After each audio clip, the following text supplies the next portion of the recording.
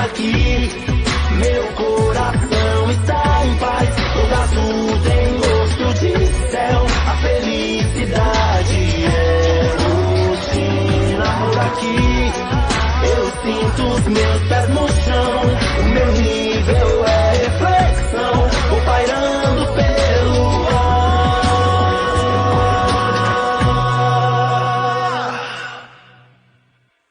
Gostando da chuva, te dou oceano só. Boa noite, Facebook. Boa noite, rádio, TV regional. Bom, eu sou o Hugo. Estamos começando agora mais um programa Hugo Quer Falar. Essa é a última live, é o último programa desse especial sobre o Setembro Amarelo. É claro que a gente vai tratar, na medida do possível, trazer sempre a pauta da saúde mental, que é uma pauta que eu defendo, que eu acredito que tem que sim ser discutido, que tem que sim ser tratado como uma política pública e que a sociedade tem que falar sobre, tem que desconstruir isso, né? E por isso, eu vim promovendo, né, retransmitindo algumas lives, tanto do Centro de Valorização da Vida, que é o órgão responsável pela campanha Setembro Amarelo aqui no Brasil, quanto pela gerência de saúde mental aqui da Secretaria de Saúde de Cajamar, que inclusive foi a live, o programa que eu retransmiti na semana passada. Essa semana, hoje, né, eu vou transmitir, né, nesse último programa especial dessa pauta do Setembro Amarelo, mais uma live do Centro de Valorização da Vida. E no tema de hoje a gente vai tratar um assunto assim, muito importante, né, inclusive tem que sim ser trazido à tona, principalmente nesse momento de pandemia, no qual esse público acaba sendo, né, um dos mais impactados, mas aí eles vão falar um pouco mais sobre isso no programa do CVV, que é o suicídio entre os idosos. A gente já falou entre os adolescentes, deu um apanhado sobre a campanha do Setembro Amarelo, como dar mídia para isso, como tratar esse retorno gradual das nossas atividades para o presencial, né? A gente teve um isolamento social meio disfarçado, mas teve, e agora a gente está retomando. Bom, nessa live sobre o Setembro Amarelo, sobre o suicídio entre os idosos, o CVV traz o psiquiatra Humberto Correia e a psicóloga Cláudia Wayne. Então, logo após o horário comercial, você já acompanha esse programa exclusivo do CVV, inclusive acompanhe o CVV nas redes sociais, é campanha o ano inteiro falando sobre saúde mental. O mês de setembro acaba dando uma maior visibilidade, mas a gente sabe que é um assunto que tem que ser discutido todos os meses, todos os dias do ano. Bom, essa música que você acabou de ouvir, Gostando da Chuva, Te Dou Oceano, é de um artista independente curitibano, lá de Curitiba, no Paraná, que lançou, né, um EP chamado Fait Accompli, não sei se é realmente essa pronúncia, mas que vem do francês, que significa fato consumado. E aí foi lançado em 2020. O artista chama-se Bealvide, não sei também se é essa a pronúncia, mas busquem depois lá nas plataformas digitais, Bealvide, Gostando da Chuva, Te Dou Oceano, de 2020. Bom, amanhã acontece também a última palestra, o último encontro do Fundo de Solidariedade aqui de Cajamar sobre a campanha do Setembro Amarelo também. Na semana passada eu estive presente, né, que foi lá no Centro Cultural de Jordanésia, foi uma palestra realmente muito importante, muito interessante, que tem que ter participação da sociedade, por isso a gente está promovendo. Esse último encontro vai acontecer lá no Centro Comunitário do bairro Maria Luísa. Então quem é lá da região, ou quem puder ir até lá, fica aí o recado, a nossa dica é o último encontro, a última palestra sobre. Bom, depois de amanhã, já para encerrar o último dia do mês de setembro, eu participo de mais um debate também sobre essa pauta junto ao partido do PSOL. E a gente vai promover uma conversa com a psicóloga Maria Carolina e com a ativista cultural e agente cultural e produtora cultural e multifacetas, que inclusive já foi ela uma das nossas entrevistadas da primeira temporada, dessa segunda temporada, e ela volta agora nessa parceria da gente com o pessoal para falar sobre a pauta do Setembro Amarelo, e o nosso encontro será no dia 30 de setembro, último dia do mês, às 21h30. O encontro da palestra do Fundo de Solidariedade é amanhã, às 10h30 da manhã. Eles não divulgaram, né, nas redes o horário, mas começa às 10h30 da manhã. Bom, eu vou chamar o horário comercial, vocês sabem que é rapidinho mesmo. Essas lives estão sendo realmente mais curtas na parte do que eu quero falar, para a gente dar prioridade ao programa, que é o mais importante, né, são essas lives sendo promovidas pelos órgãos públicos e pelas ONGs para trazer a discussão realmente da prevenção do suicídio e da pauta da saúde mental.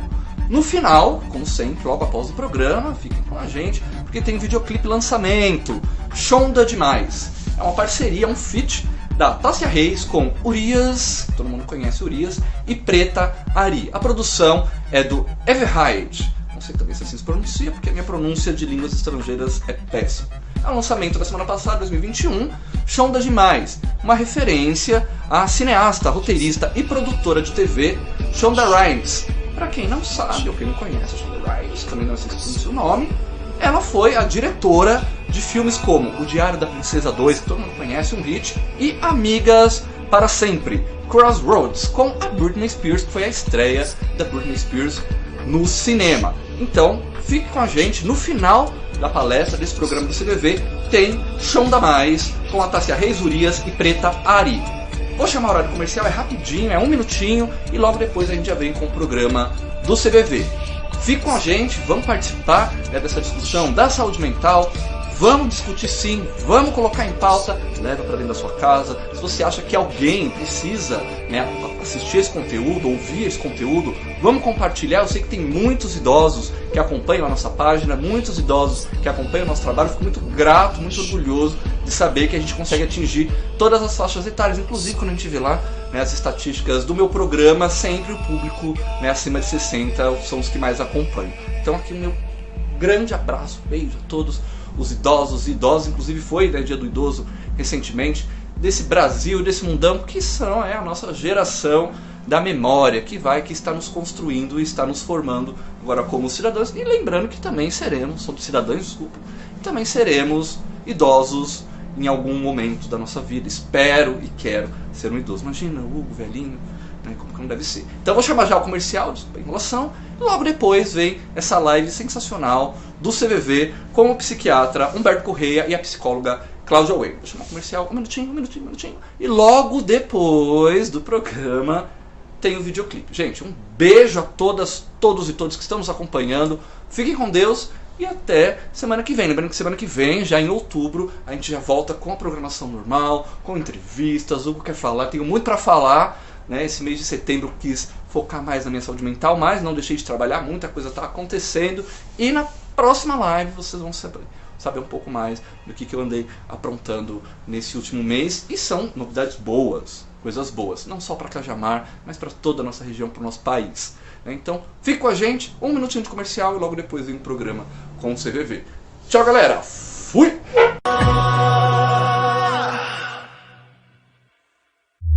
A esperança move a vida. Vive no verbo esperançar e significa oportunidade. Esperançar é agir, buscar, possibilitar. É saber que o hoje pode ser diferente amanhã. Cada um de nós pode levar esperança a quem precisa, a uma pessoa conhecida ou desconhecida. E podemos fazer a diferença e inspirar um propósito a uma vida. Vamos juntos esperançar? Apoiar a diversidade é apoiar direitos. É apoiar o amor e o respeito. Apoiar a diversidade é apoiar a família. É apoiar que possamos ter voz e falar com as pessoas. É apoiar você. Apoie a diversidade. Anuncie na Rádio TV Regional.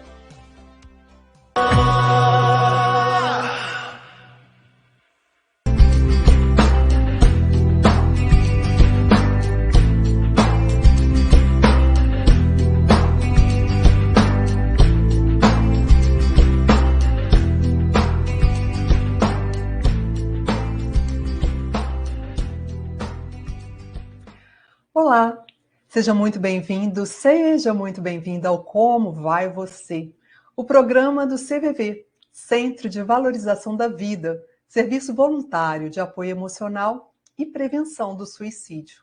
Meu nome é Leila e hoje nós vamos conversar sobre suicídio entre idosos.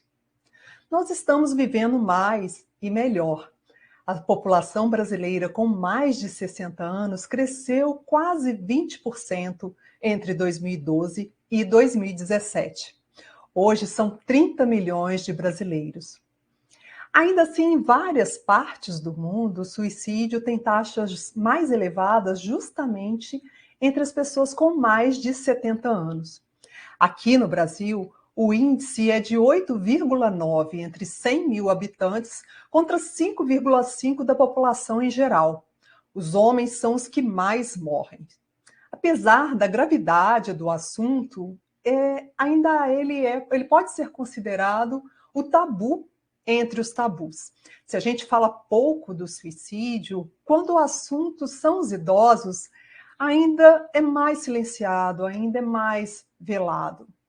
E hoje nós vamos conversar justamente sobre isso com dois estudiosos desse tema, duas pessoas que se dedicam a pesquisar por anos e anos a suicidologia. Estamos aqui com o psiquiatra Humberto Correia. Ele é presidente da Associação Latino-Americana de Suicidologia e professor da Universidade Federal de Minas Gerais. Seja bem-vindo, doutor Humberto. Muito obrigado, agradeço o convite. Também estamos aqui hoje com a Cláudia Wayne Cruz. Ela é psicóloga, professora da Escola de Saúde do Rio Grande do Sul e durante o seu doutorado a tese foi justamente dedicada a esse tema. Seja muito bem-vinda, doutora Cláudia. Muito obrigada, estou muito feliz de estar aqui com vocês. A gente que agradece a companhia de vocês dois nessa noite. Doutor Humberto, a gente gostaria de começar com o senhor. O suicídio, ele é uma questão complexa, ele é um fenômeno multifatorial. Mas do ponto de vista biológico, o que a gente pode compreender no quesito, na questão do suicídio entre os idosos? Certo.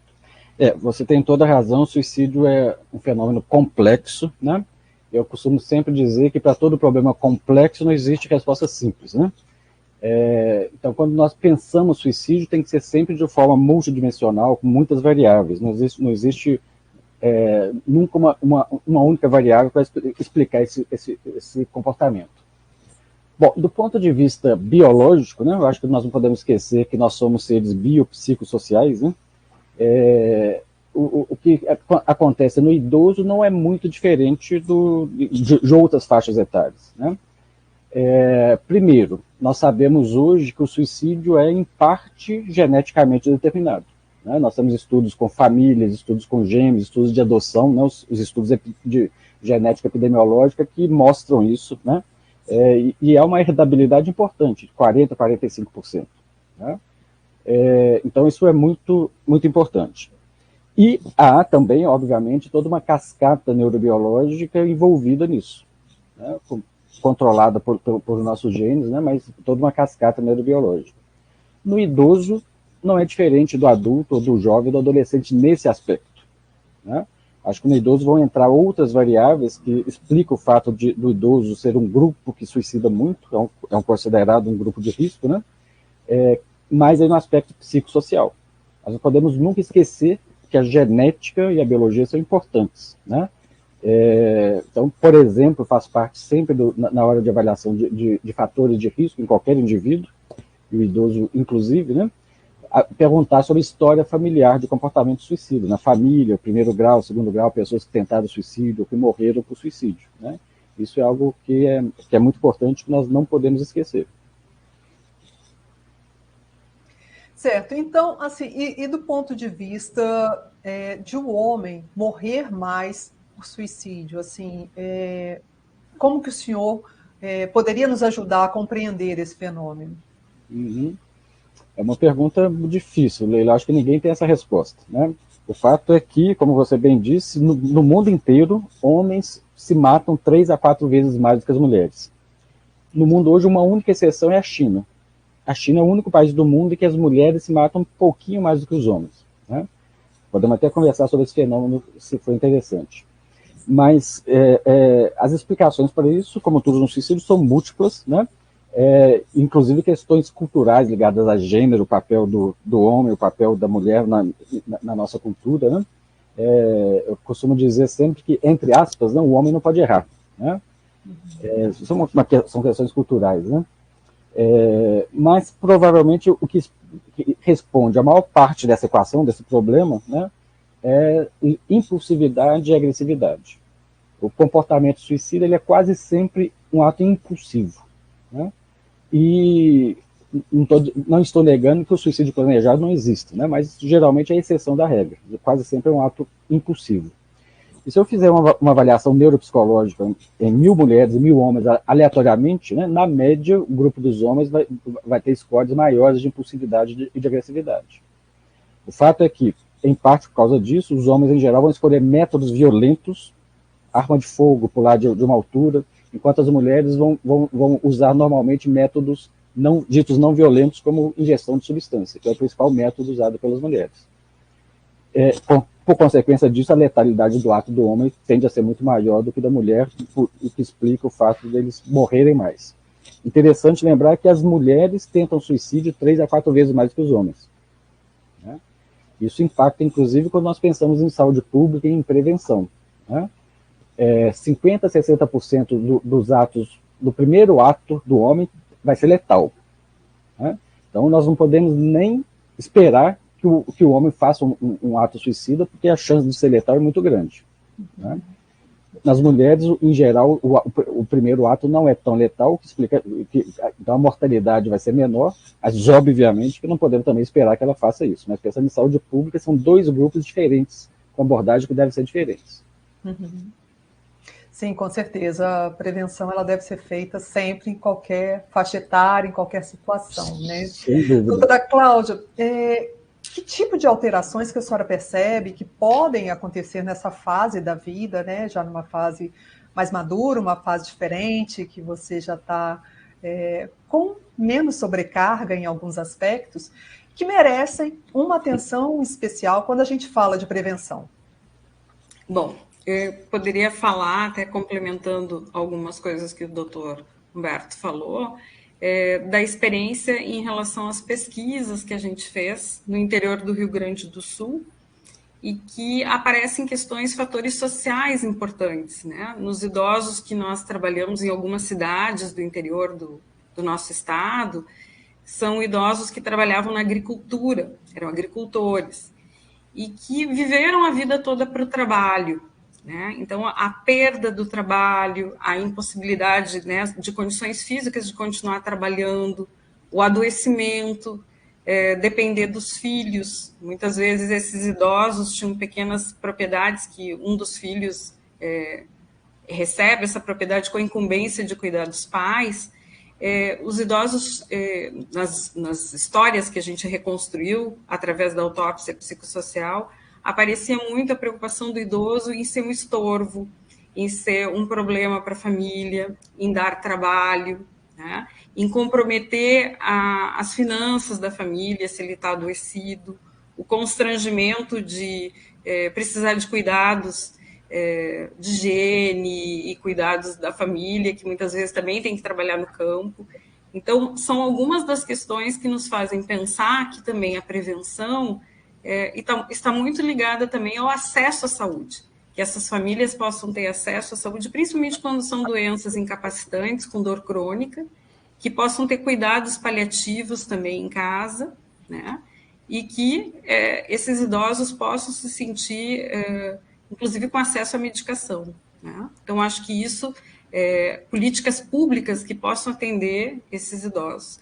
Diferente da situação que a gente encontra na capital. Eu me lembro de um estudo que nós fizemos com idosos que tentaram suicídio e que foram socorridos, e que nós conversávamos com eles, né? Então, no outro estudo, e aparecia muito a questão da solidão, de se sentirem sós, abandonados, às vezes, pela família, né? Ou, quando moravam com algum familiar, sentiam a situação da agressividade, a violência, que muitas vezes eles calam porque não querem denunciar o próprio filho ou neto, né? Então, nós encontramos outra situação, que também é muito, muito complicada, né? Então, a prevenção, principalmente para os idosos que moram sozinhos, que sentem a solidão, seria oportunizar formas de conectividade social, de que eles possam pertencer a grupos, que eles possam estar com outras pessoas, que eles tenham suporte familiar e também uma rede de cuidado na saúde. Certo, a senhora toca num ponto muito interessante, que é esse da solidão, doutora Cláudia. E ao longo dessa pandemia, sobretudo na fase mais crítica, a gente percebe que houve um isolamento ainda maior de parte dessa população, o medo por ser, inclusive, uma população mais vulnerável à Covid, né? E o afastamento dos netos, das pessoas mais novas, aquela caminhada que às vezes as pessoas mais idosas gostam de praticar, gostam de fazer no dia a dia. Então, esses hábitos que acabaram saindo de uma rotina saudável, uma rotina de bem-estar, né? Como retomar esse tipo de atividade nesse momento? Porque agora vem uma espécie de rebote, né? Um medo de depois, e agora? O que eu faço? Eu posso já fazer alguma coisa? Ou eu não? Eu tenho que ficar quietinho aqui nessa solidão? Como lidar com esse conflito, digamos assim, que pode estar acontecendo nesse momento e que muitos vivem? Sem dúvida. Leila, não sei se eu tenho a resposta para isso, mas eu vejo... A gente aqui está pensando junto, vocês fiquem tranquilos. Eu vejo, sem dúvida, depois de tudo isso que nós passamos, os idosos, assim como nós, em algum momento, em alguma medida, foi difícil retomar as atividades, né? Então, acho que foi um período em que nós tivemos medo, em que a gente se deparou com a morte, com a possibilidade da morte, se não de pessoas próximas, as notícias o tempo todo, então, que nos colocaram também numa situação de ansiedade. Então, eu imagino que para os idosos, isso, e eu tenho idosos na família, isso também foi muito forte, né? Embora a gente tentava, de alguma maneira, estar próximo, mesmo que fosse através do telefone, de uma videochamada, sem dúvida o contato fez muita falta. Mas eu percebo também que à medida que as pessoas estão vacinadas, né, e que começam a retornar aos poucos às atividades, esse medo vai dissipando, né? Claro que com cuidado, ainda é necessário cuidado. Mas a gente tem dificuldade de dimensionar o impacto, ainda é difícil dimensionar o impacto desse período longo que nós passamos pela pandemia. É difícil a gente ainda prever tudo que, não só com os idosos, mas com as crianças, com os adolescentes também. Sim, com certeza. Acaba que entre os idosos é uma população mais vulnerável mesmo, né? Agora, doutor Humberto, nessa fase da vida, acima dos 60, principalmente acima já dos 70 anos, às vezes a gente observa um certo enfado com a vida, né? Um cansaço, um tédio, às vezes um questionamento sobre o sentido da vida, né? O que eu estou fazendo aqui? Eu já cumpri tudo que eu tinha que cumprir. Então, questionamentos de uma forma geral. Isso é algo natural do nosso processo de envelhecimento ou não? Isso é um sinal de alerta? Olha, pode ser sim um sinal de alerta, né? Eu acredito que à medida que nós envelhecemos, que a morte fica mais próxima, a maioria dos idosos acabam se preparando para isso, encarando a morte de uma forma muito mais natural do que um jovem, por exemplo, né? O que é diferente de ter falas do tipo, a vida não vale a pena, estou cansado de viver. Acho que são coisas muito diferentes, né? Na questão do suicídio no idoso propriamente, né? Eu acho que uma coisa muito importante é o que Durkheim já falou lá no século XIX, né? O laço social, né? Durkheim, que é um dos pais da sociologia, ele dizia que numa determinada comunidade, porque Durkheim trabalhava com o coletivo, não com o indivíduo, né? Uma determinada coletividade ou comunidade, maiores os laços entre os indivíduos, menores as taxas de suicídio. E o oposto, poucos laços, mais suicídios. Isso nós podemos aplicar para o indivíduo, né? Quanto menos laços sociais tem um indivíduo, maior é o risco dele se matar, se outras variáveis estiverem presentes, obviamente, né? E o idoso, em geral, já perdeu, né, amigos, familiares, muitas vezes está viúvo ou viúva, já não tem uma atividade laborativa, está aposentado na maioria das vezes, ou seja, esses laços sociais, né, que o adulto tem, o idoso vai perdendo ao longo da vida e muitas vezes ele se vê diante do mundo com pouquíssimos ou nenhum laço social. E isso é muito importante no idoso, né? Como a doutora Cláudia falou, é muito importante que esses idosos estejam inseridos na sua comunidade. Isso é uma estratégia de prevenção do suicídio. Nós não podemos esquecer isso. Você falou sobre a questão da pandemia e um dado que tem me deixado muito curioso. Os estudos têm mostrado que, no Brasil e no resto do mundo, aumentaram as taxas de alguns adoecimentos mentais, como depressão e transtorno de ansiedade, e, muito importante, aumento do consumo de álcool e outras substâncias, né? Agora, intuitivamente, eu sempre pensei o quê?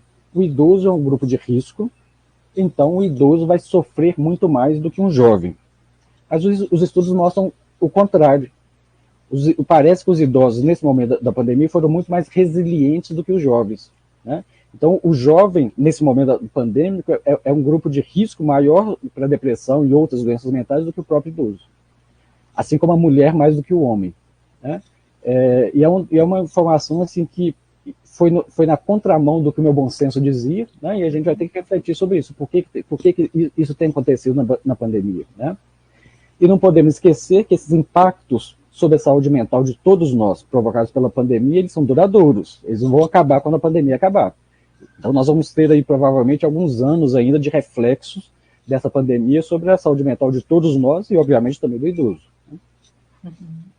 Sim, com certeza. Muito curioso esse dado, né, que aponta exatamente essa certa resiliência. Agora, doutor Humberto, e no caso, por exemplo, da doença que não tem cura, ou perspectiva de melhora, aquelas que muitas vezes as pessoas chegam ao desespero, à desesperança, a sentir-se um peso para um familiar, como que essa pessoa pode rever ou repensar essa situação, buscar o apoio, ou até a família possa ajudá-la da maneira adequada? Sim, isso é muito importante, né? A doença mental é considerada um fator importante associado ao suicídio, né? Alguns estudos mostram, inclusive, um estudo famoso da Organização Mundial de Saúde, publicado em 2002, que a quase totalidade do suicídio estaria associada a uma doença mental, né? Isso é debatido, discutido, mas pelo menos os 2 ou 3 bons estudos que nós temos têm dados semelhantes, mais de 90% em todo caso, né? O idoso tem uma particularidade, e quanto mais idoso ele fica, menos a doença mental tem importância. E passa a assumir importância justamente isso, as doenças crônico-degenerativas, as doenças dolorosas, né? Então, essa é uma particularidade do idoso em relação à população em geral. Não que a doença mental não seja importante, ela continua sendo, né? Mas menos do que no adulto ou no jovem, por exemplo, né? E aí no idoso começa a assumir um papel cada vez maior à medida que ele envelhece, essas doenças, entre aspas, não psiquiátricas, né? Câncer, doenças degenerativas, doenças crônico-dolorosas, vão pouco a pouco assumindo uma importância maior. A experiência que eu tenho é que quase sempre, quando o idoso expressa, né, ideias de suicídio ou de que a vida não vale a pena, entretanto, tem um processo depressivo ou outro associado, né? Eu costumo sempre dizer, refletir sobre o significado da vida do ponto de vista existencial é uma coisa, né? Pensar em tirar a própria vida porque você está deprimido é outra, muito diferente. São coisas diferentes, né? Com abordagens muito diferentes. Então, assim, frequentemente esse idoso, ele está passando por um processo depressivo ou outro, né? E as pessoas à volta, né? Muitas vezes o idoso ele não vai procurar ajuda sozinho, né? Mas as pessoas à volta, familiares, né? E aí reforça a importância desse idoso estar inserido na comunidade, né? Levar essa pessoa a procurar ajuda, a orientá-lo, em todo caso, né? A procurar ajuda, né? Certo.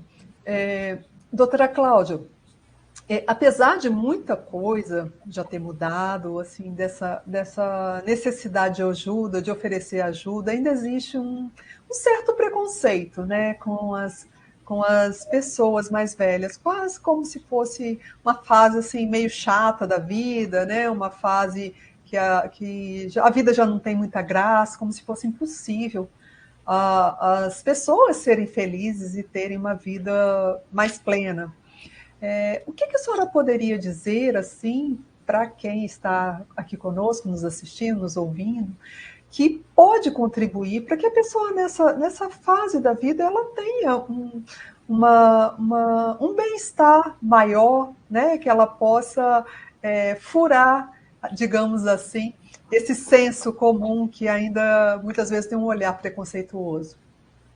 Sem dúvida, tem algumas reflexões que a gente pode fazer sobre isso.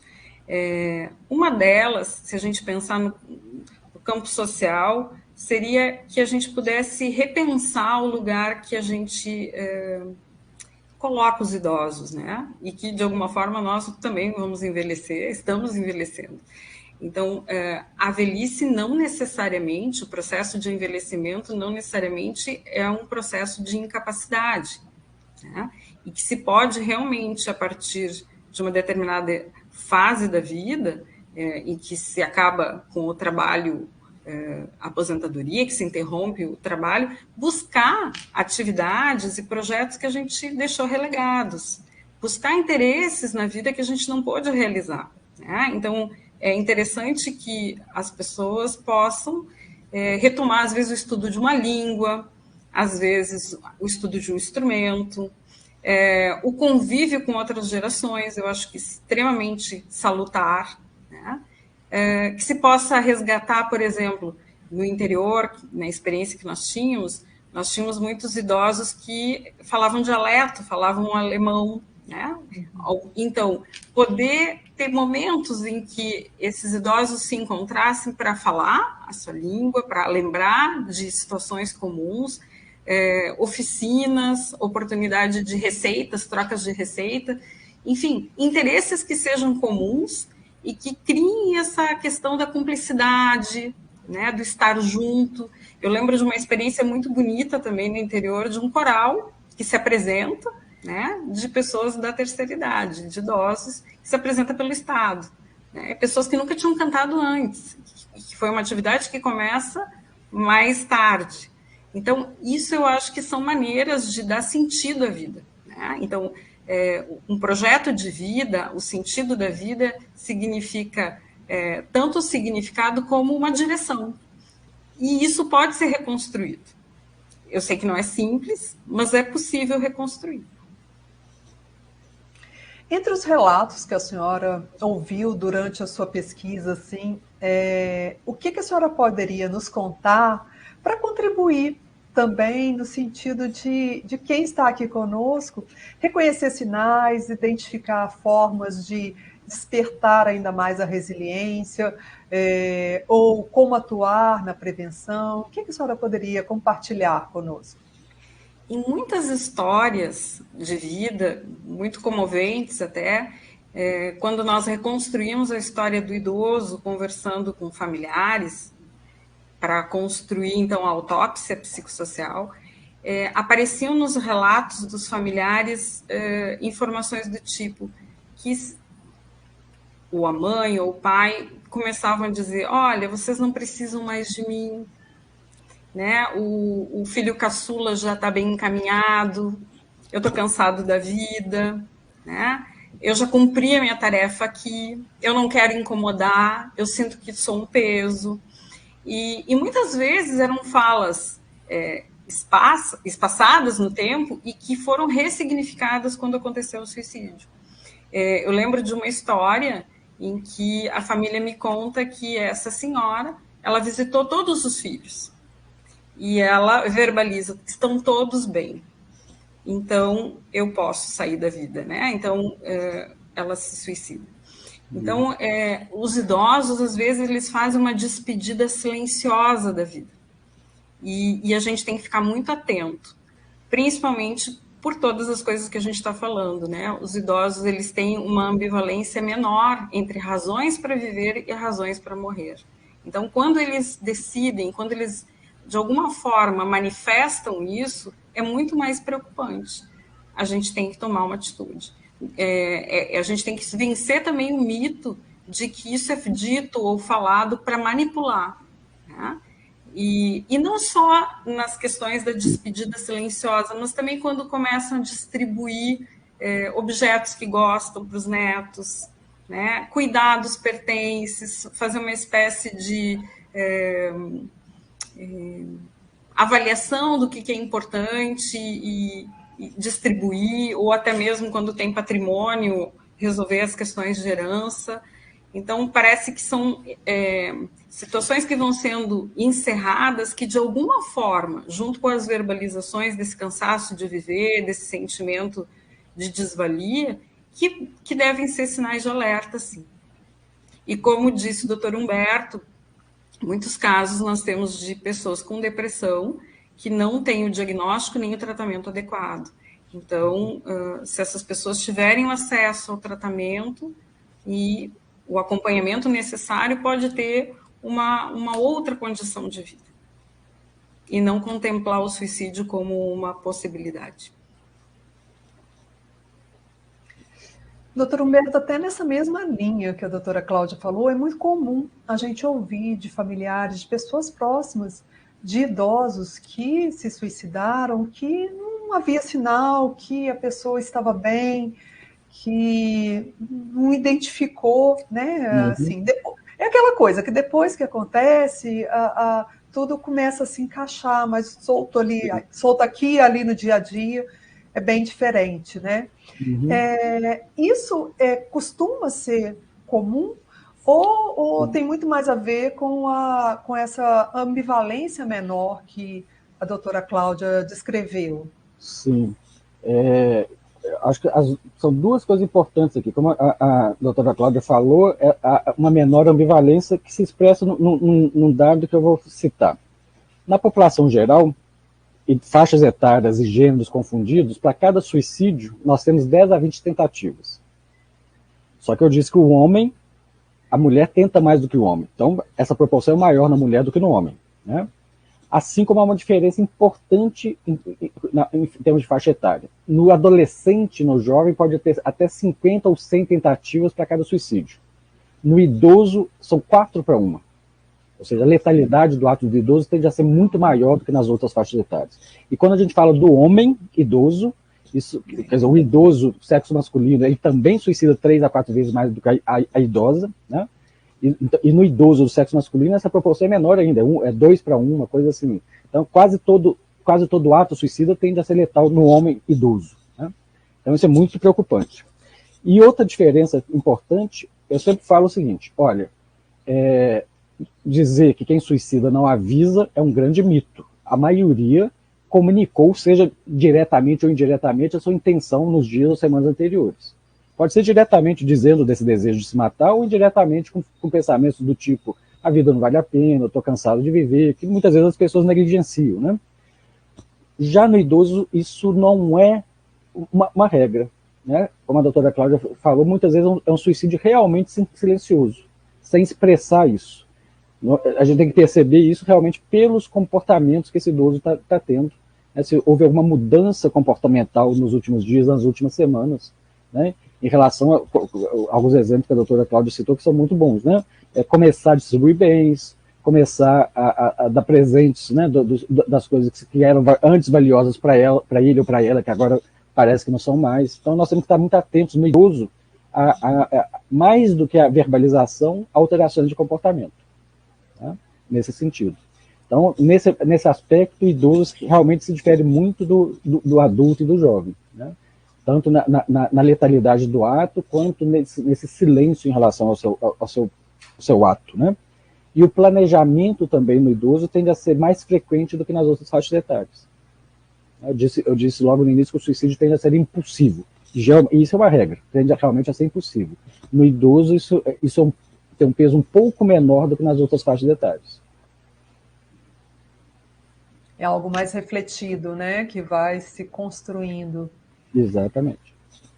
Bom, doutora Cláudia, muitas vezes esse processo de envelhecimento, né, obriga as pessoas a conviverem com situações difíceis para todos nós. A gente falou aqui da perda de pessoas queridas, amigos, companheiros, colegas, né, aquela coisa que às vezes todos da mesma faixa etária estão indo embora. o trabalho, a autonomia, que a senhora também citou. Existe como a gente pode se preparar para encarar tudo isso, né? A gente mesmo aqui, a gente ainda não está lá nos 60, 70 anos, mas daqui a pouco vamos estar. Como a gente pode se preparar nesse processo de envelhecimento? É uma tarefa do bem viver, né? Sem dúvida, ao longo de uma vida, e quando a gente é mais longevo, a gente vai ter perdas. E, por vezes, essas perdas, inclusive, são de filhos, que é muito difícil, né? Pessoas que têm bastante idade podem perder também os filhos, não só o cônjuge. Então, isso é um processo muito doloroso.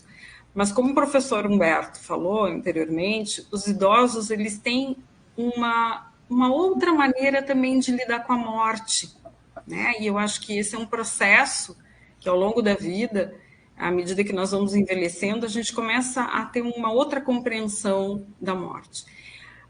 Muitas vezes, a espiritualidade e a busca pela transcendência é uma forma de dar sentido às perdas e também à passagem, né? À morte. Então, é comum que em algum momento da vida, se a pessoa não foi religiosa, não praticava nenhuma religião, mas que ela busque essa transcendência quando começa a chegar numa fase mais madura.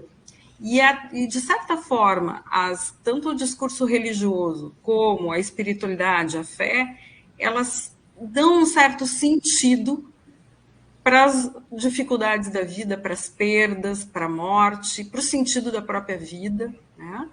Então, eu acho que isso é uma questão que a gente deve levar em conta, né? E também pensar que, quando a gente chega muito perto da morte, e tem estudos que mostram isso, o que importa, quando se olha para trás, são as relações afetivas que a gente teve. Então, uma das questões importantes que eu acho que é não guardar ressentimento, poder se reconciliar, perdoar, pedir perdão, se perdoar, porque há um balanço sobre a vida e quando a gente olha para trás tem coisas que a gente faria diferente. Então, ser compassivo consigo mesmo, né? Olhar para o passado e entender que, bom, as escolhas que se fez foram as possíveis, né? Então, eu acho que essas atitudes, não como receita, mas essas atitudes, elas ajudam na saúde mental, né? São formas de viver melhor. Que coisa linda, doutora Cláudia. Perfeito. Infelizmente, a gente está chegando no final do programa. Eu queria, então, pedir para a senhora fazer as considerações finais e acrescentar alguma coisa para quem está aqui conosco que a senhora gostaria de falar. Eu gostaria também de falar dos sobreviventes, né? Uma das questões que me comove muito nessa caminhada, visitando famílias enlutadas, é a dor dos familiares, dos sobreviventes. E muitas vezes essa dor e esse luto de difícil elaboração é carregado de muita culpa. Culpa por não ter percebido os sinais, culpa por não ter agido a tempo, né? Às vezes até uma culpa de algo que foi dito antes do fato ter acontecido, né? Então, quando a gente pensa em prevenção, além das pessoas que morrem por suicídio, a gente também tem que pensar o impacto que isso tem na comunidade, na família. Então, é fundamental que a gente cuide e possa ajudar para que as famílias não passem por isso. Eu lembro também de algumas situações que são mais comuns no interior, né? Que, às vezes, quem encontrava o avô ou a avó nessa situação, na cena de morte, era o neto, era uma criança. Então, a gente pode imaginar o tamanho do impacto dessa cena e dessa situação na vida de uma criança, né? Então, é fundamental que a gente tenha políticas públicas, que a gente possa permitir que as pessoas tenham acesso sem barreira aos cuidados em saúde mental, que tenham uma situação de transtorno diagnosticada e tratada, porque o sofrimento é muito grande. É um processo de sofrimento. Eu, às vezes, falo assim, que um suicídio é como um vidro que explode com muita violência e que esses cacos ferem de forma muito grande as pessoas que estão mais próximas. E ele tem um alcance no tempo, ele reverbera nas histórias familiares, na história da comunidade. Então, é fundamental que a gente possa. E a gente fica muito agradecido de saber do trabalho que o CVV faz, que nos momentos de crise as pessoas podem ligar e ter uma escuta acolhedora. Então, eu parabenizo o CVV por esse trabalho. Exatamente. Se você precisar, se você quiser conversar, compartilhar o que você está sentindo, ligue 188 ou acesse o nosso site, cvv.org.br, que você vai ter sempre um voluntário disponível para conversar com você. Agora eu pergunto para o Dr. Humberto, também já nesse finalzinho de programa, fazendo as considerações finais, e que o senhor falasse também um pouquinho de forma breve o que falta para a gente aqui no Brasil em termos de políticas públicas mesmo, que contribuam nessa prevenção do suicídio entre os idosos. Uhum. Você roubou meu pensamento, Lília, porque eu ia falar justamente sobre isso, política pública, né? No ano 2000, há 21 anos atrás, a Organização Mundial de Saúde previa que teríamos agora, em 2020, ano passado, mais de 1 milhão de suicídios por ano. Nós temos 800 mil no mundo, né? Por quê? Em 2001, 2002, a Organização Mundial de Saúde convidou os países membros a traçarem, cada um, as suas estratégias nacionais de prevenção do suicídio. O Brasil foi um dos signatários desse compromisso, mas, diferentemente de dezenas de outros países, o Brasil não fez o dever de casa. Nós não temos, até hoje, uma política pública realmente para a prevenção do suicídio. Temos algumas ações isoladas num município ou outro, mas não temos uma estratégia nacional de prevenção do suicídio. Reflexo disso, no mundo, as taxas de suicídio caíram 10 a 15% nos últimos 20 anos. No Brasil, as taxas de suicídio aumentaram mais de 40% nos últimos 20 anos. Tá? Dados do DataSUS, 2017 foram 12 mil e poucos suicídios no Brasil, 2018 13 mil e poucos, 2019 14.500. Né? E continua aumentando. Né? E nós sabemos que os dados do DataSUS é subestimado. Internacionalmente estima-se uma subestimação de 30% a 40% dos suicídios que acontecem no Brasil em relação aos dados do DataSUS. Então, o problema, na verdade, é mais complexo. Né? Aliado a isso, consideramos que boa parte dos suicídios, ou a maioria, teria um adoecimento mental, eu acho que isso, para mim, também reflete que a assistência pública em saúde mental oferecida no Brasil não tem a qualidade que é necessária. Então, acho que nós temos duas coisas: falta de uma política pública e um sistema de atenção em saúde mental pública que seja realmente competente para atender com qualidade a nossa população. Né? O Brasil tem hoje cerca de 3 mil CAPs, menos de 20% deles tem um psiquiatra. E uma boa proporção deles nem médico tem. O que você faz com uma pessoa com risco de suicídio que procura um serviço e não tem quem vai atendê-lo? Né? Essa é a realidade, infelizmente, do nosso país. Eu costumo dizer sempre que nós, enquanto sociedade, eu não estou nem pondo a culpa nos governos, né, porque não é um ou dois, mas nos governos, mas talvez nós, enquanto sociedade, não valorizemos tanto a saúde mental. É hora de mudar. Né? Eu acho que se a pandemia trouxe algo de positivo, é talvez uma maior conscientização da sociedade, uma reflexão sobre a importância da saúde mental. Né? E que as doenças mentais podem ser tratadas, elas aumentam a qualidade de vida da população e previnem o suicídio. Isso vale para o idoso, como também para qualquer outra faixa etária. Então é muito importante isso, política pública e um serviço de atenção em saúde mental realmente competente para atender a nossa população, porque a nossa população merece. Né? Sim, todos nós precisamos estar vivos, estar bem. Né? O que a gente falou aqui hoje durante todo o programa é a necessidade da gente falar mais da vida. Quando a gente fala de prevenção do suicídio, a gente está falando de vida, da importância da nossa vida, do nosso bem-estar, como o doutor Humberto lembrou há pouco, a prevenção se faz em rede, todos nós podemos contribuir, familiares, amigos, poder público, os profissionais de saúde, todos nós podemos contribuir de alguma forma nessa rede de prevenção. É importante que a gente reconheça as nossas emoções, as nossas dores emocionais, como reconhecemos também as nossas dores físicas.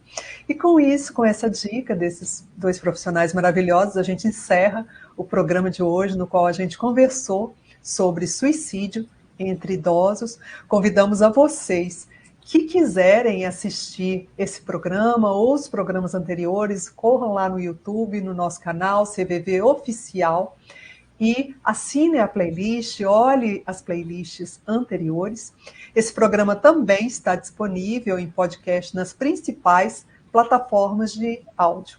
Muito obrigada, doutor Humberto, muito obrigada, doutora Cláudia, e até mais. Até a próxima. Até a próxima, eu agradeço o convite. Até a próxima.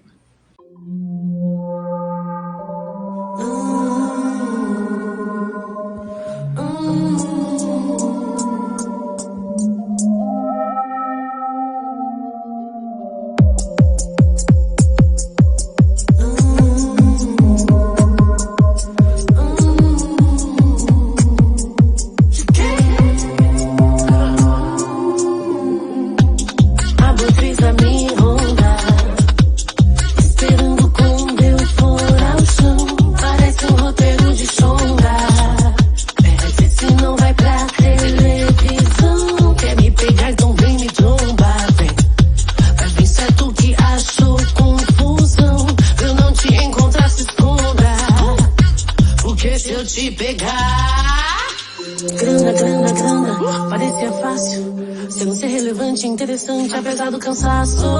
Drama, me arrancou um pedaço. Ter que resistir, ter que te engolir e te dar um abraço. Pode ter o que eu tenho, no vídeo jovem, você não faz o que eu faço. Eu que construí tudo que vivi, conquistei meu espaço. Não vai me destruir, nem me ver ruir, meu destino é o que traço. Tem que me engolir, me ver progredir, dar a torcer o braço. Cabelo, joias, tênis e alguns outros bens. Viagens, brincas, o desenho e vírus, bens. E ainda vem dizer que eu dependo de quem?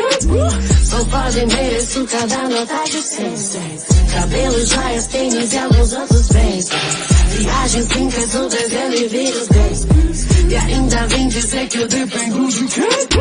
Só pode mereço cada nota de 100. Bem que podia ser um filme do vilão e a guerreira firme. Sem ter que ser 3 vezes mais, ainda estar atrás, não importa o que eu rime. Aceita-me, aceita pre, mas também se não quiser que foda-se. O medo de avançar assusta-te, o medo já não me pertence, que seja você. Pô, a preta no topo é problema, respeita meu corre, minha história na cena.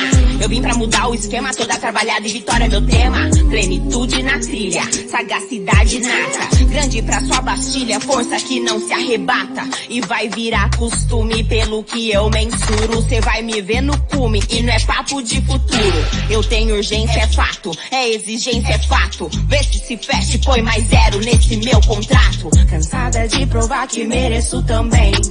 Na rime, Mike, eu não perco pra ninguém. Admitir que o rap aqui vai mais além. Sou foda e vou ter bem mais que o que você tem.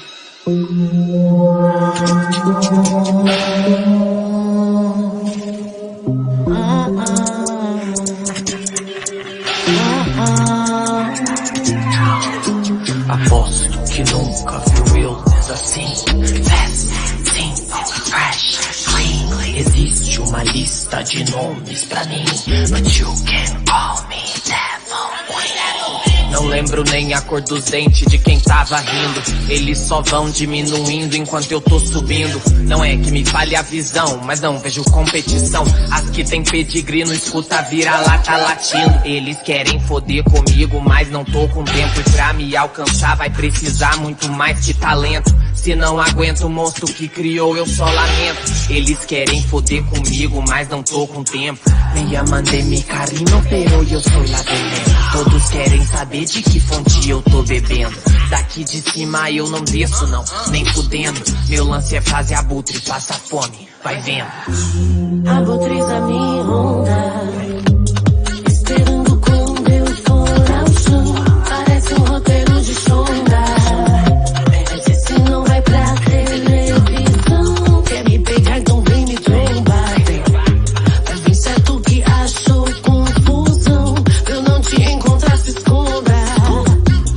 Porque se eu te pegar...